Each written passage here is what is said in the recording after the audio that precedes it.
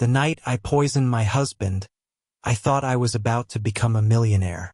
Instead, I ended up in handcuffs, because the man I thought I had killed was sitting in the next room, listening to every word I said.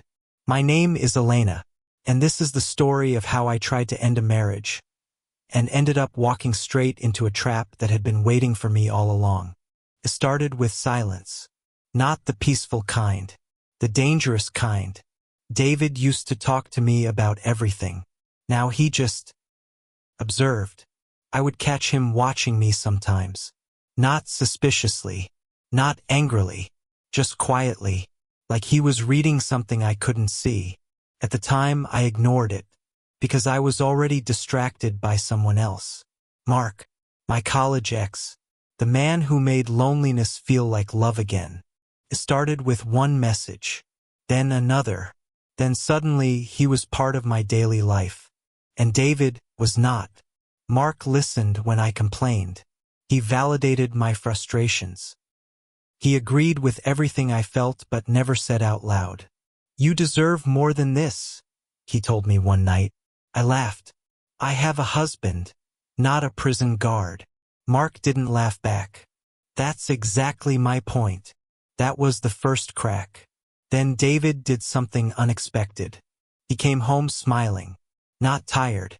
Not distant. Smiling. "I've got something for you," he said. He placed a folder on the table. Inside was a life insurance policy. $5 million. I blinked. "You increased it?" David nodded. "If anything happens to me, you'll be okay." He said it so casually, like it meant nothing, like it wasn't a loaded gun sitting in our marriage. But Mark saw it differently. The moment I told him, he went silent. Too silent. Then he asked, "Repeat that." $5 million. He exhaled slowly and smiled. But this time, it wasn't the same smile anymore. This one had weight, direction, intent. Over the next weeks, something changed in Mark. He stopped calling it a fantasy. He started calling it a possibility, then a plan. But what I didn't know was that David was also changing, and he was listening. One night, I came home and found David sitting in the dark. No TV, no phone, just the wedding photo in his hands. "I didn't hear you come in," he said calmly. I laughed nervously. "What are you doing?" He didn't answer immediately, just looked at the photo, then at me, then back at the photo. "Do you ever feel like you're watching your life happen without you in it?" The question made my stomach tighten. "David, are you okay?" He smiled. "I am now." That night, I noticed something strange. His phone buzzed, a number I didn't recognize. He looked at it and didn't answer. For the first time, I felt like I wasn't the only one hiding something. Then came the shift, the moment everything turned. Mark didn't just talk about the money anymore. He started talking about removal. Not directly, not at first, just questions. "Do you ever feel stuck? Do you ever feel like your life is paused?" Then one night he said it plainly. "We'll never be together while David is alive." I stood up immediately. "That's insane." But Mark didn't move, didn't flinch, just looked at me. "Is it?"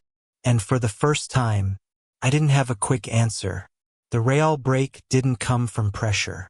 It came from exhaustion, the loneliness, the confusion, the constant emotional push and pull, until one night, Mark placed a small bottle on the table. He didn't explain it. He didn't need to. He just said, "You don't have to suffer anymore." And I believed him. That was the terrifying part. But what I still didn't know was this. David had already found something. Something I had hidden. Something I thought was safe. And instead of confronting me, he made a decision. A very quiet one. 3 weeks later, David came home late. Dust on his shirt. Tired eyes. But still, he smiled. "I booked a trip," he said. "To that place you always wanted." I froze. "What?" "Away from everything. Just us. For a second, I almost broke, because it sounded like the David I married. Not the distance, not the silence, him. And for one terrifying moment, I hesitated. That night felt different. Too normal. Too peaceful. David ate dinner like nothing was wrong. He talked about the future, about slowing down, about us. I want things to be better, he said. I couldn't speak, because I already knew what was coming next. Or I thought I did. The poison wasn't immediate. That's what made it worse. He didn't collapse instantly. He slowed, faded, then fell. The chair hit the floor first. Then silence. I checked his pulse. Nothing. Or so I believed. I called Mark immediately. My hands were shaking. It's done. Silence. Then laughter. Are you serious? Yes. He's gone. Yes. And something in Mark snapped. Not excitement. Possession. We did it, he said. No. I corrected myself quickly. I did it. But he ignored that. We need to move fast. Money, documents, everything. That was the first moment I felt it. Not love. Not relief. Something colder. Then I heard it. Clap. I froze. Clap. Behind me. Clap. Slow. Deliberate. My breath stopped. I turned. And David was sitting up. Watching me. Alive. The phone dropped. Mark was still talking. Elena. What's happening? David stood. Walked calmly to the table. And said, You both talk too much. That was when the front door opened. Police. Flooding in. My mind couldn't process it. None of it made sense. Until the detective spoke. We've been listening for weeks. David looked at me. Not angry. Not victorious. Just finished. I found the bottle weeks ago, he said quietly. I replaced it. My knees weakened. You knew. He nodded. I just needed you to choose it yourself. That sentence hurt more than anything else. Because I understood what it meant. I wasn't caught. I was guided. The detective placed photos on the table. Messages. Calls. Meetings. Every step Mark and I thought was hidden. Recorded. Then David added one more thing. Calmly. Almost gently. The insurance? My heart stopped. There is no payout. Silence. I removed you as beneficiary the moment I saw the first message. Everything collapsed inside me. Not just the plan. Not just the money. The entire future. Gone. Mark's voice broke through the phone. Elena, what did you do? The detective picked it up. We've got him too. Click. Silence.